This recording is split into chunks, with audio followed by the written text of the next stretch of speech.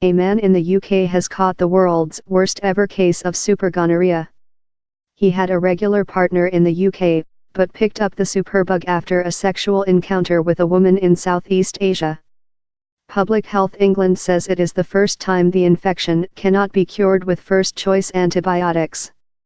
Health officials are now tracing any other sexual partners of the man, who has not been identified, in an attempt to contain the infection's spread.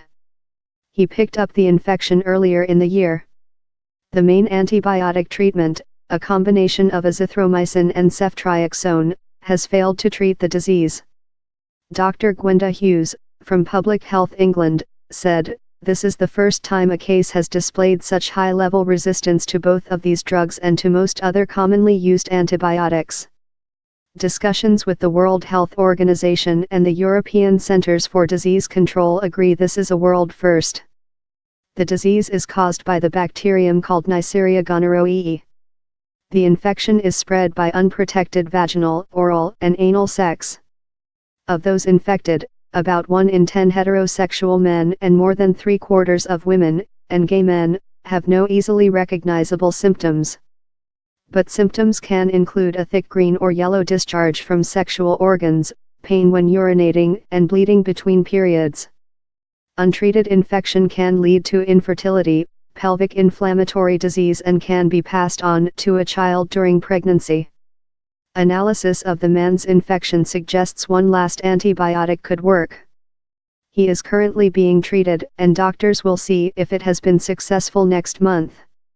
So far no other cases, including in the British partner, have been discovered, but the investigation is still underway.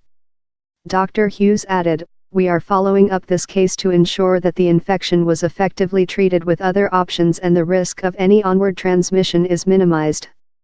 Doctors have long been warning this could happen.